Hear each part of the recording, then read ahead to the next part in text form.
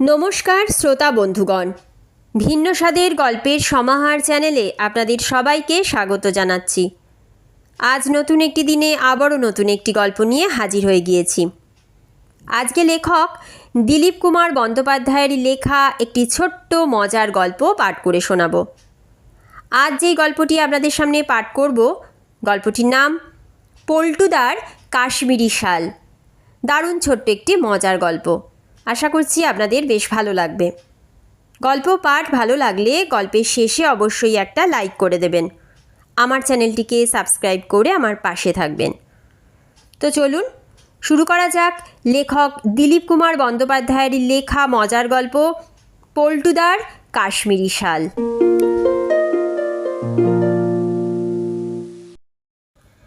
পল্টুদার শালির মেয়ের জন্মদিন। সেই উপলক্ষেই সেখানে পল্টুদা, পল্টুদার বউ ও পল্টুদার ছেলে ফটিকের নেমন্তন্ন। শুধু এ বছরই নয়, প্রতি বছর শীতেই পল্টুদাদের নেমন্তন্ন হয় ওখানে। পল্টুদার ভাইরা গোবিন্দপাল খুবই বড়লোক, বিরাট ব্যবসার মালিক। মেয়ের জন্মদিন করেন খুব ঘটা করে। বিরাট প্যান্ডেল তৈরি করে ক্যাটারার ডেকে সবাইকে ভুরিভোজে আপ্যায়ন করেন। প্রতি বছরই খাওয়ার মেনু হয় জবরদস্ত। পোলাও, রুই মাছের কালিয়া, ভেটকি ফ্রাই, মটন রোস্ট, চিকেন দো পেঁয়াজি, আমসত্ত্ব কিংবা খেজুরের চাটনি, সন্দেশ, রসগোল্লা, আইসক্রিম, যত খুশি খাও, কোনো বাধা নেই। প্রতিবারই যে একই মেনু হয় তা নয়, তবে ঘুরে ফিরে এরই রকম ফের। এহেন নেমন্তন্নে প্রতি বছরই বউ ছেলেকে নিয়ে হাজির হন পল্টুদা, তা সে যত কাজই থাক না কেন। বছরের এই একটা দিন খরচের ব্যাপারেও তিনি খুব দিলদরিয়া। সেদিন বাসে না চেপে হাতিবাগান থেকে দেশপ্রিয় পার্ক পর্যন্ত পুরোটা ট্যাক্সি চেপে ভাইরার বাড়িতে যান, ফেরেনও ট্যাক্সি চেপে। এবারও সেই রকমই পরিকল্পনা ছিল, কিন্তু সমস্ত পরিকল্পনাই বরবাদ হয়ে গেল। কারণ জন্মদিনের আগের দিন সন্ধেবেলা ফটিকের খুব জ্বর উঠে গেল 104 ডিগ্রি পর্যন্ত। সেই রাতেই পল্টুদা ছুটলেন ডাক্তার ডাকতে। গম্ভীর মুখে ডাক্তারবাবু বললেন, মনে হচ্ছে ম্যালেরিয়া, তবে রক্ত পরীক্ষা করতে হবে, না হলে ঠিক বলা যাবে না। সেদিন রাতেই পাড়ার ডায়াগনস্টিক সেন্টার থেকে লোক আনিয়ে রক্ত দেওয়া হলো, তবে রক্তে ম্যালেরিয়া প্যারাসাইট ধরা পড়ল না। সে যাই হোক, ডাক্তারবাবুর ওষুধ খেয়ে ফটিকের জ্বর পরদিন কমল বটে, তবে শরীর খুবই দুর্বল। ডাক্তারবাবু বললেন, এখন 3 দিন পুরো বিশ্রাম, একেবারে খাটে শুয়ে থাকতে হবে, হাঁটাহাঁটিও করা চলবে না। পল্টুদা জিজ্ঞেস করলেন, খাওয়া দাওয়া? হালকা খাবার হলেই ভালো, তবে সব খাবারই খেতে পারে। ফটিক জিজ্ঞেস করে, চিকেন রোস্ট খেতে পারবো? ডাক্তারবাবু হেসে বললেন, নেমন্তন্ন আছে বুঝি? ঠিক আছে, খেও, তবে বেশি নয়। ডাক্তারবাবুর কথা শুনে ফটিকের বিষণ্ণ মনটা একটু চাঙ্গা হয়ে উঠল। নেমন্তন্ন বাড়িতে না গেলেও খাবার খেতে তো বাধা নেই। ফটিককে একলা বাড়িতে রেখে পল্টুদার বউও যেতে পারবেন না বিউটির জন্মদিনে। তাই ঠিক হলো পল্টুদা এবার একলাই যাবেন নেমন্তন্ন রক্ষা করতে। সঙ্গে নিয়ে যাবেন একখানা বড় টিফিন ক্যারিয়ার। শুধু বড় বললে ভুল হবে, সে এক পেল্লাই টিফিন ক্যারিয়ার। কাশ্মীর বেড়াতে যাওয়ার সময় কেনা হয়েছিল, কিন্তু পুরনো টিফিন ক্যারিয়ার বের করে দেখা গেল টিফিন ক্যারিয়ারের বাটিগুলো অনেকটাই তুবড়ে মুবড়ে গেছে। একটা বাটি অন্যটার গায়ে ঠিকঠাক বসছে না। আসলে বাটিগুলো অন্য নানা হাবিজাবি কাজে কতবার যে ব্যবহার করা হয়েছে কে তার হিসাব রাখে। ফলে টিফিন ক্যারিয়ারের বাটিগুলো কিছুতেই ঠিকঠাক মতন আটকানো গেল না, ঢকঢক করতে লাগলো। সন্দেহের গলায় পল্টুদা বললেন, এই রকম টিফিন কেরিয়ারে খাবার ভরে আনবো কী করে? বাসের ঝাঁকুনিতে খাবার ভর্তি বাটিগুলো যদি খুলে যায়? নরম গলায় পল্টুদার বউ বোঝান, না না, খুলে যাবে কেন? তুমি দুহাত দিয়ে টিফিন কেরিয়ারের বাটিগুলো একটু সাবধানে ধরে রাখবে। বউয়ের কথায় পল্টুদা হুঁ করলেন বটে, কিন্তু মনে মনে একটু অস্বস্তি থেকেই গেল। যাই হোক, বিকেলে পাঞ্জাবির ওপরে দামি কাশ্মীরি শাল চাপিয়ে পল্টুদা শালির মেয়ের জন্মদিনের নেমন্তন্ন রক্ষা করতে গেলেন। আগেই অবশ্য ফোন করে ভাইরাকে জানিয়ে দিয়েছিলেন বউ আর মেয়ে আসতে পারবে না। পল্টুদার ভাইরা ও শালি খুবই সমাদরের সঙ্গে অভ্যর্থনা করলেন পল্টুদাকে। ফটিকের অসুখ নিয়ে খোঁজ খবরও নিলেন। অন্যান্য বারের মতো এবারও এলাহি বন্দোবস্ত। দক্ষিণ কলকাতার এক বিখ্যাত ক্যাটারার খাবার পরিবেশনের ভার নিয়েছে। মেনুও অন্যান্য বারের মতোই, মটন বিরিয়ানি, চিকেন রোস্ট, ভেটকি ফ্রাই, রুই মাছের কালিয়া, খেজুরের চাটনি, রাজভোগ, সন্দেশ, আইসক্রিম, সব আইটেম পেট পুড়ে খেলেন পল্টুদা। তারপর টিফিন কেরিয়ার ভর্তি খাবার নিয়ে বাড়ির দিকে রওনা দিলেন।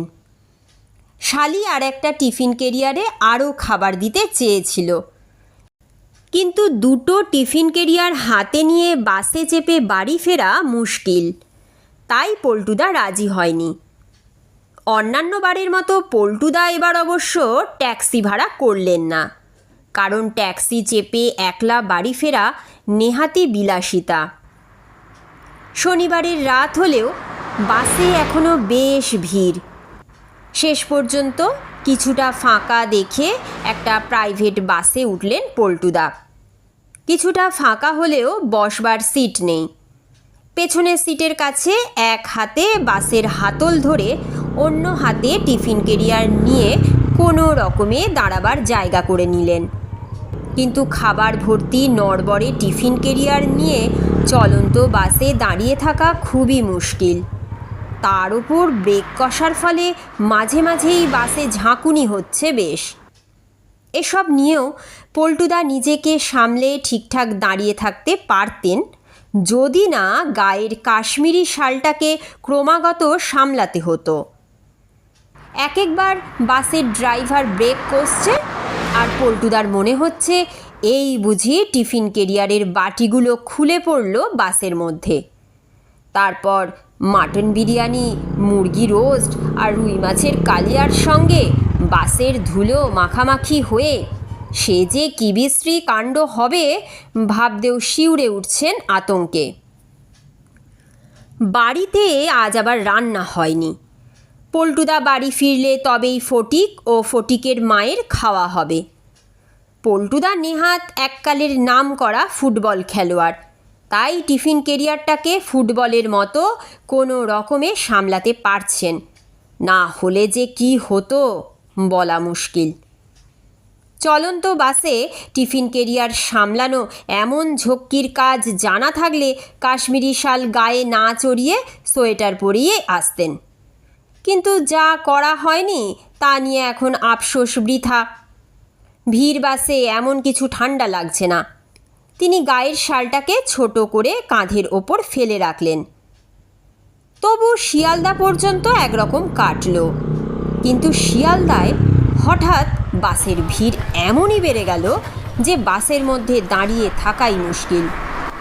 এর মধ্যে কিভাবে যে তিনি টিফিন কেরিয়ারের বাটিগুলো সামলে রাখলেন তা একমাত্র পল্টুদার মতো এককালের বিখ্যাত গোলরক্ষকই জানেন। শিয়ালদা পেরিয়ে বাস এলো রাজাবাজারের মোড়ে, আর তখনই ঘটল সেই চরম অঘটনটা। আচমকা হঠাৎ ব্রেক কষে বিরাট ঝাঁকুনি দিয়ে থেমে গেল বাস। পল্টুদার মনে হলো ভিড়ের মধ্যে কে যেন একটা বিরাট ল্যাং মারল ওকে। উনি উল্টে পড়ে গেলেন বাসের মেঝেতে। সঙ্গে সঙ্গে ওর হাত থেকে ছিটকে পড়ল খাবার ভর্তি টিফিন কেরিয়ার। কিন্তু না, শিল্ড ফাইনাল ম্যাচে গোলরক্ষক যেভাবে গোল বাঁচায়, ঠিক সেই রকম দক্ষতায় পল্টুদা অন্য হাতে ধরে ফেললেন প্রায় ফসকে যাওয়া টিফিন কেরিয়ারের বাটিগুলোর ফাঁক দিয়ে অবশ্য বেরিয়ে এসেছে মুরগির রোস্ট, কালিয়ার ঝোল আর রাজভোগের রস। বিরিয়ানির খুশবুতে ভরে উঠেছে সমস্ত বাস। ঝোল রস মাখা টিফিন কেরিয়ার হাতে নিয়ে বাসের মেঝেই চিত হয়ে পড়ে আছেন পল্টুদা। ওদিকে বাসের দরজা দিয়ে পল্টুদাকে মারিয়ে হুড়মুড় করে নেমে গেল একদল যাত্রী। বাস এখন প্রায় ফাঁকা, বসার সিটও দেখা যাচ্ছে। টিফিন কেরিয়ার বাঁচানোর আত্মগর্বে হাসি হাসি মুখে মেঝে থেকে উঠে দাঁড়ালেন পল্টুদা। কিন্তু জানলার ধারে একটা সিটে বসেই খেয়াল হলো ওর গায়ের দামি কাশ্মীরি শালটা নেই। আরে, সেটা গেল কোথায়? টিফিন কেরিয়ার সিটের ওপর রেখে পল্টুদা ঝুঁকে পড়ে এদিক ওদিক দেখতে লাগলেন। শালটা কি কোথাও পড়ে গেছে? বাসের কন্ডাক্টর একবার চারপাশ দেখে নিয়ে পল্টুদার দিকে তাকিয়ে নিচু গলায় বলল, আপনাদের তখন বলতে পারিনি বাবু, শিয়ালদা থেকে একদল পকেটমার উঠেছিল বাসে, ওরাই দল বেঁধে নেমে গেল রাজাবাজারে, নামবার আগে। কন্ডাক্টরের কথায় পল্টুদার মনে পড়ল শিয়ালদার পর থেকেই একটা লোক ওকে কেবলই ঠেলছিল ধারের দিকে। দু একবার টিফিন কেরিয়ার ধরেও টেনেছিল।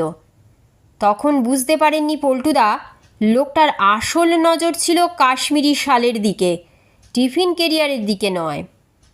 তাই রাজাবাজারে বাস পৌঁছানো মাত্র লোকটা ল্যাং মেরে ওকে ফেলে দিয়ে ভিড়ের মধ্যে কাঁধ থেকে কাশ্মীরি শালটা তুলে নিয়ে নেমে গেছে।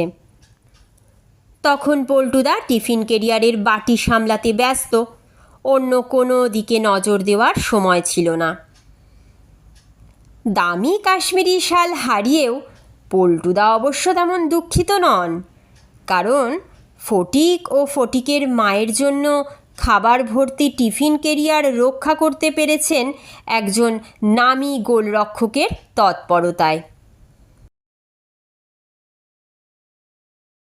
আজকের মতন গল্প পাঠ এখানেই শেষ হচ্ছে। গল্প পাঠ যদি এতটুকুও ভালো লেগে থাকে তবে অবশ্যই একটা লাইক করে দেবেন। আমার চ্যানেলটিকে সাবস্ক্রাইব করে আমার পাশে থাকবেন, যাতে ভিন্ন ভিন্ন স্বাদের বিভিন্ন ধরনের গল্প নিয়ে আপনাদের সামনে হাজির হতে পারি। আপনারা খুব ভালো থাকবেন, সুস্থ থাকবেন এবং সাবধানে থাকবেন। নতুন একটি দিনে নতুন একটি গল্প নিয়ে আবার আমি আপনাদের সামনে হাজির হব।